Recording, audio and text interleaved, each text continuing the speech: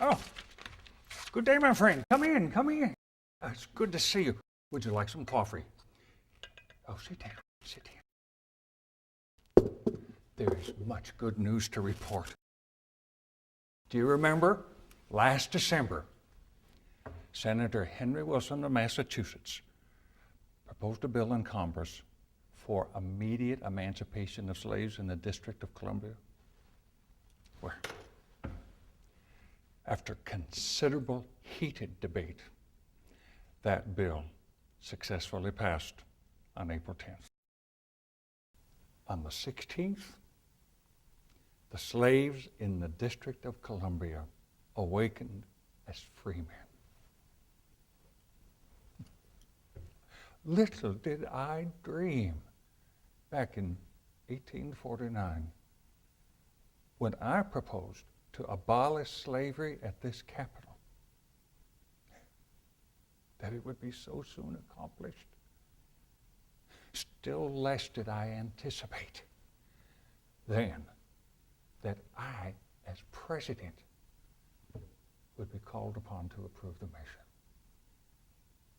And is it not remarkable, as Congressman Bingham observed, a year ago, slavery opened its batteries of treason on Fort Sumter at Charleston. Now, the anniversary of the crime is signalized by the banishment of slavery from the national capital.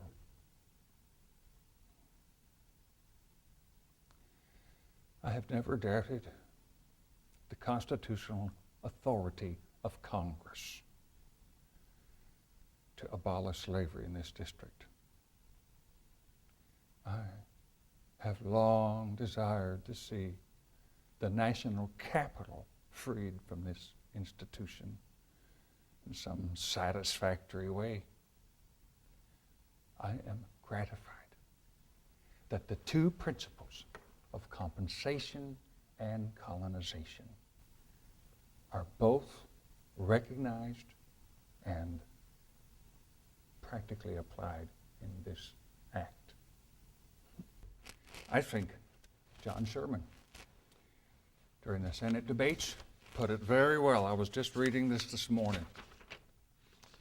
He said, "If it is our duty to emancipate these slaves, it is equally our duty to give the Negroes the right of choice, whether they will live here in a land where they will always be treated as a subordinate race, or to try the experiment of freedom in another more favorable clime."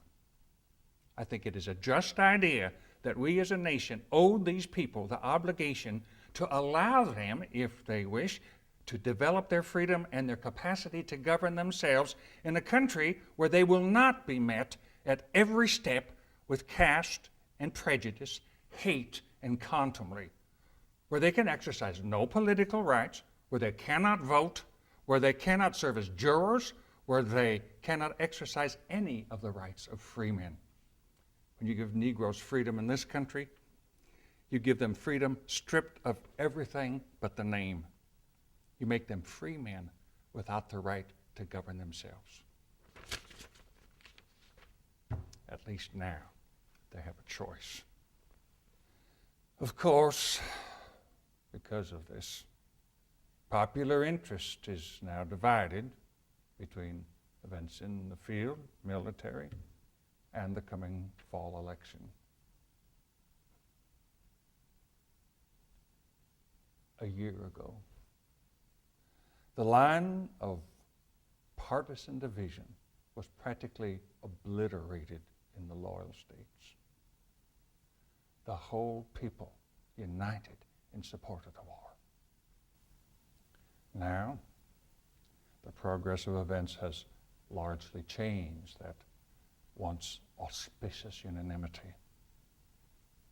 With the proposal of compensated emancipation in the loyal slave states in March, and the April emancipation of slaves in the District of Columbia,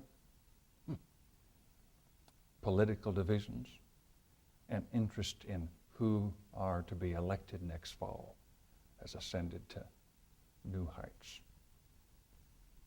But the progress of our arms, upon which all depends, also tells of good news. Listen to some of these reports. March 23rd, we had a Union Army victory in the Shenandoah Valley at Kernstown. April 5th, the first major action in the Peninsula Campaign began with the siege of Yorktown, Virginia, under General McClellan.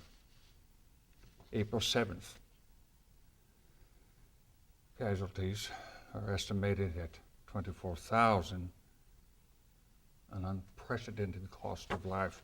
But the loyal forces which successfully divided the insurgents' dominion in Tennessee last February have continued to retake territory for the Union down there. Presently, 100,000 federal troops are prepared to march into Corinth, Mississippi.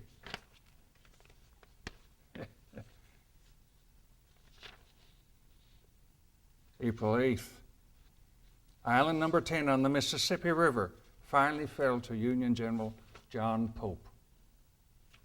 April 11th, Fort Pulaski on the Savannah River fell to the Union under severe bombardment. And finally, on April 27th, Captain David Farragut launched his siege against New Orleans. He's captured now the largest city in the whole South.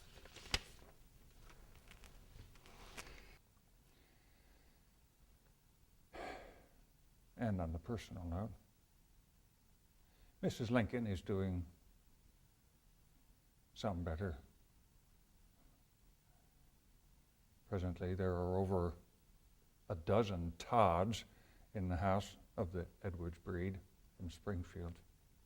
A few days ago, a portrait that we had taken of Willie before he died last February was finally delivered. I don't think she's seen it. Daddy is quite pleased himself.